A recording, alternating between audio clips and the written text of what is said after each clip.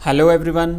नए साल में आपका मोस्ट स्वागत। ये अपनी पहली क्लास हिंदी साहित्य का हम जो कोर्स कर रहे हैं कैप्सूल सीरीज़ के तहत जो हम रिवीजन कर रहे हैं उसमें हमारी ये नेक्स्ट कंटिन्यू क्लास हम करने जा रहे हैं। और आज हम लेंगे गद्य खंड का पहला चैप्टर। हमने काव्य खंड के 2 चैप्टर किए हैं, इस तरीके से हम गद्य खंड के भी 2 चैप्टर करेंगे। तो इस तरीके से सारा कोर्स ये कंप्लीट करने वाले हैं। नए साल की पहली क्लास में आप सभी का मोस्ट वेलकम। और आपको बता देता हूं कि आज से अपनी सारी क्लासें फिर से कंटिन्यू हो जाएगी। हिंदी साहित्य के अलावा हिंदी कंपलसरी, इंग्लिश कंपलसरी और बाकी जो क्लासें वो भी आपको नियमित रूप से मिलेगी। तो शुरुआत करते हैं फर्स्ट चैप्टर। आज हम पढ़ेंगे आचार्य रामचंद्र शुक्ल साहब, इनके द्वारा लिखित प्रेम घन की छाया स्मृति। प्रेम घन आचार्य बद्री नारायण चौधरी का उपनाम है। और आचार्य शुक्ल साहब ने जब उन्हें पहली बार उनकी झलक देखी थी, उनकी छाया देखी थी, उनका फोटो देखा था, उनकी पिक्चर देखी थी, उनको साक्षात खड़े उनके घर पे जब देखा था तो वो स्मृति उनके उनके दिमाग में छा गई।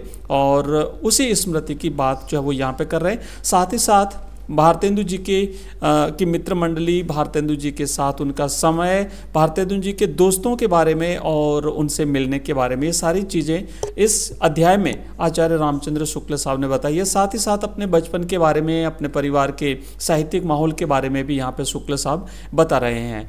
तो इस अध्याय में इस क्लास में हम करेंगे लघुतरात्मक प्रश्न, अति लघुतरात्मक प्रश्न, ऑब्जेक्टिव टाइप के प्रश्न और साथ ही साथ हम आचार्य शुक्ल साहब का साहित्यिक परिचय भी देखने वाले हैं जो आपकी परीक्षा में पूछा जाता है। तो शुरुआत करते हैं पहले क्वेश्चन से। पहला प्रश्न आपके सामने है बच्चों कि रामचंद्र के पिताजी भारत जीवन प्रेस की किताबें छुपा देते थे, क्यों? जब भाई पढ़ने के लिए वो घर पे लाते थे ना, तो ये किताबें छुपा क्यों देते थे? वो लेखक से यानी रामचंद्र शुक्ल से वो किताबें छुपा के क्यों रखते थे? तो इसका कारण सिर्फ इतना था कि लेखक के पिताजी को डर था कि कहीं उनके बेटे यानी आचार्य रामचंद्र शुक्ल जी का चित्त स्कूल की पढ़ाई से हट नहीं जाए। ये किताबें अगर पढ़ने लगे तो स्कूल की किताबें वो नहीं पढ़ेंगे, कहीं ऐसा ना हो जाए, इसीलिए प्रेस की किताबों को वो छुपा दिया करते थे। नेक्स्ट से दूसरा प्रश्न, रामचंद्र शुक्ल को मिर्ज़ापुर आने पर भारतेंदु जी के किस कवि मित्र के यहाँ रहने की जानकारी मिली थी? तो आचार्य रामचंद्र शुक्ल जब इनके पिताजी की बदली हुई थी मिर्ज़ापुर में, और जब ये मिर्ज़ापुर में आए उस समय ये 8 साल के थे। तो यहाँ आने के बाद इन्हें पता चला कि आचार्य भारतेंदु जी के एक मित्र यहाँ पे रहते हैं और उस मित्र का नाम था उपाध्याय बद्री नारायण चौधरी प्रेमघन। सही जवाब रहेगा ऑप्शन 2। इसके बाद इन्होंने कुछ आसपास के 4-5 बच्चों को इकट्ठा किया और एक दिन बद्री नारायण चौधरी प्रेमघन की एक झलक देखने के लिए उनके घर की तरफ ये रवाना हो गए। नेक्स्ट प्रश्न है, लता प्रतान के बीच एक मूर्ति दिखाई पड़ी, पंक्ति में मूर्ति से क्या आशय है? तो बच्चों याद होगा आपको कि जब आचार्य बद्री नारायण चौधरी प्रेमघन के घर की तरफ आचार्य रामचंद्र शुक्ल और इनके मित्र लोग 4-5 जो दोस्त थे वो जब इनके घर पे गए तो वहाँ पे जब उन्होंने देखा कि वो जो बरामदा था, बरामदे में जो पिलर थे उन पिलरों के पास में जो लताएं थी, बेलें थी, उन बेलों के पास में एक पिलर का सहारा लेकर के स्वयं वहाँ पे चौधरी बद्री नारायण प्रेमघन खड़े थे। और उनके लिए ही, चौधरी साहब के लिए ही लेखक महोदय ने यहाँ पे कहा है एक मूर्ति जो है वो दिखाई पड़ी, मतलब आचार्य चौधरी साहब खुद उनको दिखाई दिए थे। नेक्स्ट प्रश्न है चौथा, लेखक की मंडली में निसंदेह शब्द का प्रयोग लोगों को अनोखा क्यों लगता था? आपको याद होगा कि जब ये बातचीत करते थे लेखक आचार्य शुक्ल और इनकी मित्र मंडली, तो वो निसंदेह शब्द का प्रयोग करते थे और इनके आसपास जितने भी लोग रहते थे वो उर्दू भाषी लोग थे। और उन उर्दू भाषी लोगों को जब ये शब्द बार बार सुनाई देता था तो इन लोगों ने इनका नाम, उन उर्दू भाषी लोगों ने लेखक और इनकी मित्र मंडली का नाम ही रख दिया था निसंदेह लोग। तो इसका अर्थ ये था कि बार बार इस शब्द का प्रयोग करने के कारण इनका नाम जो है वो निसंदेह लोग रखा था। अगला क्वेश्चन है कि आचार्य रामचंद्र शुक्ल जी का बद्री नारायण चौधरी प्रेमघन से परिचय कहाँ पे हुआ था? तो बच्चों आचार्य रामचंद्र शुक्ल साहब का बद्री नारायण चौधरी प्रेमघन, जिन्हें उपाध्याय बद्री नारायण चौधरी प्रेमघन कहते हैं, इनका परिचय मिर्ज़ापुर में हुआ था। जब लेखक अपने पिताजी की बदली होने पर मिर्ज़ापुर चले गए थे, वहाँ पे उनकी पहली झलक देखी और वहीं पे इनकी पहली मुलाकात भी हुई थी। नेक्स्ट छठा प्रश्न, खंबा टेकी खड़ी जैसे नारी मुगलाने की, यह काव्य उक्ति चौधरी साहब के लिए किसने कही थी? बच्चों याद होगा, एक पुरानी परिपाटी के एक बड़े ही विद्वान कवि रहा करते थे मिर्जापुर में, और एक दिन जब वो सड़क जा रहे थे और उपाध्याय बद्री नारायण चौधरी प्रेमघन पर एक कविता बना रहे थे, लेकिन अंतिम जो पद था वो नहीं बन रहा था। तो जैसे ही उन्होंने उनके घर में आचार्य वामनागिरी जी ने सड़क पर चलते हुए उपाध्याय बद्री नारायण चौधरी प्रेमघन को जब उनके घर में खड़े देखा, तो उन्होंने ये पंक्ति पूरी करी कि ऐसे खड़े हैं आचार्य बद्री नारायण चौधरी प्रेमघन जैसे मानो कोई मुगलों की नारी खंबे का सहारा लेकर के खड़ी है। तो ये आचार्य वामनाचार्य गिरि जी महाराज ने कहा था। नेक्स्ट प्रश्न है 7वां कि वे लोगों को प्राय बनाया करते थे, इस पंक्ति में वे शब्द प्रयुक्त किया गया है। तो बच्चों वे शब्द जो है वो यहाँ पे बद्री नारायण चौधरी प्रेमघन के लिए आया है, क्योंकि वाक्पटुता और वक्रता के कारण, बातचीत में वक्रता के कारण ये लोगों को प्राय बनाया करते थे, मूर्ख बनाते थे। तो ये जो है वो वे शब्द जो है वो बद्री नारायण चौधरी प्रेमघन के लिए आया है। नेक्स्ट प्रश्न है कि मिर्जापुर में पुरानी परिपाटी के एक प्रतिभाशाली कवि कौन थे? बच्चों वही कवि थे जिन्होंने ये कहा था कि खंबा टेकी खड़ी जैसे नारी मुगलाने की, और ये बात कही थी वामनाचार्य गिरि जी महाराज ने। तो राइट आंसर रहेगा ऑप्शन 1 वामनाचार्य गिरि ने। नेक्स्ट प्रश्न है 9वां, उर्दू बेगम नामक विनोदपूर्ण पुस्तक किसने लिखी? बच्चों यहाँ से प्रश्न ये भी आ सकता है कि उर्दू बेगम क्या है? तो आपको ध्यान रखना ये एक पुस्तक थी, और ये पुस्तक जो है वो आचार्य शुक्ल साहब की जो मित्र मंडली थी उसमें से जो कुछ लोग थे, जिसमें पंडित लक्ष्मी नारायण चौबे, बाबा भगवान दास हालना और बाबा भगवान दास मास्टर, इन सभी ने मिलकर के ये किताब रची थी, ये किताब लिखी थी, और इस किताब का नाम था उर्दू बेगम। नेक्स्ट प्रश्न है 10वां, बद्री नारायण चौधरी प्रेमघन के व्यक्तित्व की विशेषता नहीं है, बताइए वो क्या विशेषता नहीं है? वे खानदानी रईस थे, विशेषता है या नहीं? बिल्कुल वो खानदानी रईस थे। वे अपने संपूर्ण कार्य स्वयं करते थे? नहीं भाई, वो अपना कोई भी कार्य स्वयं नहीं करते थे। आपको याद होगा जब बत्ती जल रही थी और उसे बुझाने के लिए उन्होंने नौकर को आवाज़ लगाई थी, जबकि खुद जो है वो पास में थी, बत्ती पड़ी थी, लेकिन फिर भी उन्होंने उसे नहीं बुझाया था। तो इसका मतलब ये था कि वो अपना कोई भी कार्य खुद नहीं करते थे, बड़े रईस आदमी थे। हृदय के जो है वो कवि हृदय के साथ बोलने में वक्र भी थे, और नागरी भाषा के कट्टर समर्थक थे, बट वो अपना काम खुद नहीं करते थे। तो राइट आंसर ब इसका रहेगा। नेक्स्ट प्रश्न है 11वां, शुक्ल जी का बचपन साहित्यिक परिवेश से भरा पूरा था, कैसे? इनके पिताजी रात को रामचरितमानस और रामचंद्रिका सुनाते थे, बिल्कुल ठीक है। तो बच्चों राइट आंसर पहला ही होगा, क्योंकि इनके जो पिताजी थे वो उन्हें तुलसीदास जी द्वारा रचित रामचरितमानस और साथ ही साथ केशवदास जी द्वारा रचित रामचंद्रिका जो है वो घर में लाया करते थे, और शाम को सभी लोगों के साथ मिल बैठ करके वो सुनाया करते थे। तो सही जवाब रहेगा ऑप्शन अ। नेक्स्ट प्रश्न है कि लेखक के पिता रात को कौन सी किताब पढ़ा करते थे? तो लेखक के पिता रात को रामचरितमानस और रामचंद्रिका पढ़ा करते थे। रामचरितमानस तुलसीदास जी द्वारा रचित है, और रामचंद्रिका केशवदास जी के द्वारा लिखी हुई है। नेक्स्ट क्वेश्चन है 13वां, प्रेमघन की छाया स्मृति हिंदी साहित्य की कौन सी गद्य विधा है? तो बच्चों ये संस्मरणात्मक निबंध की श्रेणी में जाता है। सही जवाब रहेगा इसका ऑप्शन स।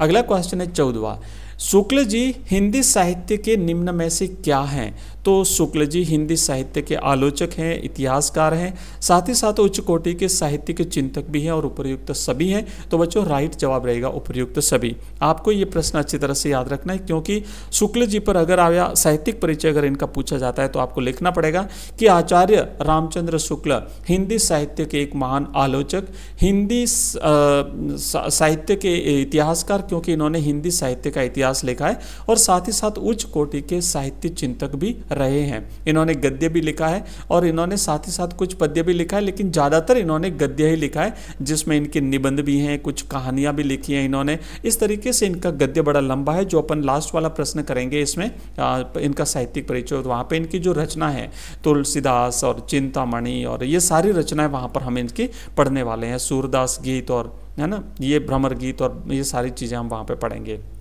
नेक्स्ट प्रश्न है, चलिए प्रश्न अगला क्वेश्चन है कि लेखक शुक्ल जी ने अपने पिता की किन किन विशेषताओं का उल्लेख किया है। तो देखो जब अध्याय की शुरुआत होती है तो वहाँ पे लेखक अपने पिताजी के बारे में बहुत सी उनकी विशेषताएं बताते हैं कि इनके पिताजी जो हैं वो फारसी के अच्छे ज्ञाता थे, फारसी भाषा अच्छी आती थी उन्हें, और साथ ही साथ वे पुरानी हिंदी के बड़े प्रेमी भी थे।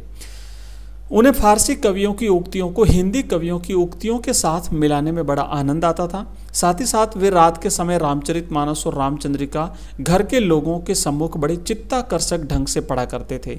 उन्हें भारतेंदु जी के नाटक बहुत पसंद थे और वे लेखक की पढ़ाई को ध्यान में रखकर घर में आई हुई पुस्तकों को छुपा देते थे कि कहीं लेखक का ध्यान इन किताबों को पढ़ करके जो है वो स्कूली किताबों से हट नहीं जाए। तो ये इनकी विशेषता थी आचार्य शुक्ल जी के पिताजी की।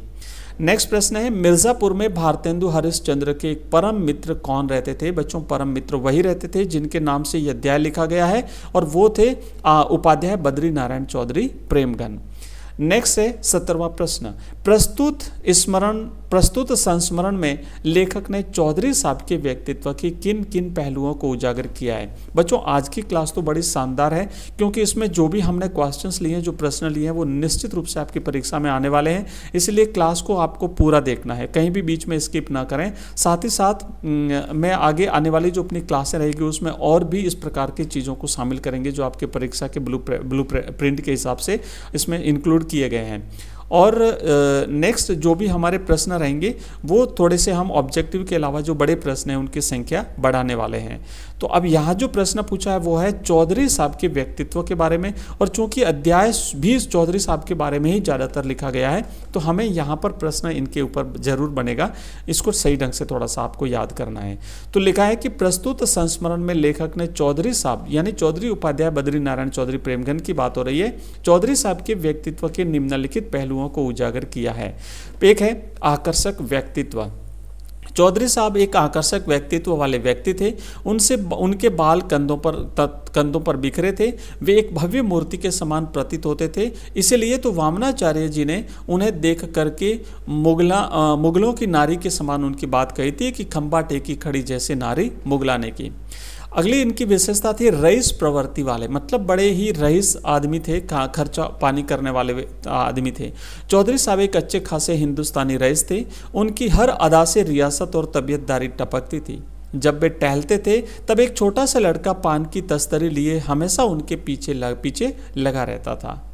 इसके अलावा उनकी विशेषता थी कि वो बड़े उत्सव प्रेमी थे। चौधरी साहब के यहाँ पर बसंत पंचमी, होली इत्यादि अवसरों पर खूब नाच रंग और उत्सव हुआ करते थे। वचन वक्रता का मतलब होता है कहावत में टेढ़ी बातें कहा करते थे, बोलने में बड़ी वक्रता रखते थे। चौधरी साहब बात की काट छांट करने में अनोखे थे। उनके मुख से जो बात निकलती थी उसमें एक विलक्षण वक्रता रहा करती थी। उनकी बातचीत का ढंग निराला होता था। नौकरों के साथ उनका संवाद सुनने लायक होता था। और साथ ही साथ प्रसिद्ध कवि तो थे ही। चौधरी साहब एक प्रसिद्ध कवि थे। उनका पूरा नाम था उपाध्याय बद्री नारायण चौधरी प्रेमगन। उनके घर पर लेखकों की भीड़ जो है वो हमेशा लगी रहती थी और बाद में आचार्य रामचंद्र शुक्ल खुद लेखक बने तो वो उनको लेखक की हैसियत से मिलने जाया करते थे। अगला प्रश्न है 18वां कि आचार्य शुक्ल का साहित्यिक परिचय लिखिए। मोस्ट इंपोर्टेंट प्रश्न है, ध्यान रखना। शुक्ल साहब पर साहित्यिक परिचय पूछा जाएगा तो आपको कैसे लिखना है, आप इसे लिखेंगे क्योंकि साहित्यिक परिचय जो लिखना होता है ना तो उसमें उनके साहित्य जगत के बारे में ही आपको ज़्यादातर चीज़ें लिखनी है। उनका बचपन और उनका जन्म मृत्यु और उनके परिवार और ये सारी चीज़ें उसमें नहीं लिखनी है। तो लिखेंगे कि आचार्य रामचंद्र शुक्ल हिंदी साहित्य के इतिहास के एक प्रमुख आलोचक, विचारक और साहित्यकार थे। जैसा कि हमने पूर्व छोटे प्रश्न में भी किया था, उन्हें हिंदी साहित्य में आधुनिक आलोचना का जनक माना जाता है। इंपॉर्टेंट है, याद रखना। उन्होंने अंग्रेजी साहित्य, हिंदी और संस्कृत के साथ साथ अन्य भारतीय भाषाओं का अध्ययन भी किया था। उर्दू, फारसी आदि भाषाएं भी इन्होंने पढ़ी थी। अब इनकी प्रमुख रचनाओं के बारे में बात करेंगे। सबसे मोस्ट जो रचना है, सबसे महत्वपूर्ण जो इनकी रचना है, कई बार यहाँ से प्रश्न बना है, वो ये है कि उन्होंने हिंदी साहित्य का इतिहास लिखा था। यह उनकी सबसे महत्वपूर्ण कृति है जिसमें उन्होंने हिंदी साहित्य का क्रमबद्ध और आलोचनात्मक अध्ययन प्रस्तुत किया है। उसके बाद फिर इनकी दूसरी रचना है वो चिंतामणि। यह निबंध संग्रह है जिसमें सामाजिक, सांस्कृतिक और साहित्यिक विषयों पर उनके विचार संकलित हैं। उसके बाद है काव्यमय रहस्यवाद इसमें उन्होंने रहस्यवाद के स्वरूप और प्रभाव का गहन अध्ययन किया है। उसके बाद इनकी रचना है तुलसीदास। इस पुस्तक में उन्होंने तुलसीदास और उनके काव्य की आलोचना की है। और उसके बाद नेक्स्ट इनकी रचना है, महत्वपूर्ण रचना, वो है रस मीमांसा। इसमें उन्होंने रस सिद्धांत का विस्तार पूर्वक विवेचन किया है। इनकी कुछ अन्य रचनाएं हैं जिसमें जयसी ग्रंथावली, भ्रमर गीत सार, हिंदी शब्द सागर, काशी नागरी प्रचारिणी पत्रिका, आनंद और कादम्बिनी पत्रिका, 11 वर्ष का समय, अभिमन्यु वध और बुद्ध चरित्र। तो ये इनकी अन्य रचनाएं हैं, ये आपको याद रखना है। और 19वां प्रश्न है बच्चों, भारतेंदु हरिश्चंद्र के घनिष्ठ मित्र कौन थे? तो भारतेंदु हरिश्चंद्र के घनिष्ठ मित्र थे आचार्य बद्री नारायण चौधरी प्रेमगंज, जो मिर्जापुर में रहते थे, और भारतेंदु जी जो कि काशी में रहते थे। तो बच्चों ये हमने आज 19 प्रश्न किए हैं। आशा करता हूँ आपको क्लास पसंद आई होगी। अगर पसंद आई है तो चैनल को सब्सक्राइब करना है, इस वीडियो को लाइक करना है, अपने दोस्तों के साथ शेयर करना है। इसी प्रकार की हमारी सारी क्लासें चलती रहेगी। आप अगर ऑनलाइन टेस्ट देना चाहते हैं या आप हमारी टेस्ट सीरीज अगर परचेज करना चाहते हैं, आप MCQs, क्वेश्चन आंसर्स, हमारी रिकॉर्डेड क्लास या कंप्लीट कोर्स भी अगर आप देखना चाहते हैं तो आपको हमारा ऐप डाउनलोड करना है। लिंक इस वीडियो के डिस्क्रिप्शन में दिया हुआ है। लोगो आप ऊपर बाईं तरफ देख रहे हैं, इस लोगो आपको दिखेगा और आप इस ऐप को डाउनलोड करके वहाँ पर हमारे हिंदी कंपलसरी, हिंदी साहित्य, English compulsory, history, political science, geography, इन सारे सब्जेक्ट्स के कोर्सेज देख सकते हैं। आप हमारा व्हाट्सएप ग्रुप, टेलीग्राम चैनल भी ज्वाइन कर सकते हैं, जिसका लिंक इस वीडियो के डिस्क्रिप्शन में दिया हुआ है। हमारी हिंदी की क्लास आपको हमेशा सुबह मिलेगी। अभी जैसे ही छुट्टियां खत्म हो जाएगी उसके बाद पर डे आपको सुबह मॉर्निंग में हमारी हिंदी साहित्य की क्लास मिलेगी, शाम को हमारी हिंदी अनिवार्य और हिस्ट्री एवं साथ ही साथ पॉलिटिकल साइंस और इंग्लिश की क्लास मिलेगी। तो आज की क्लास में बस इतना ही। धन्यवाद।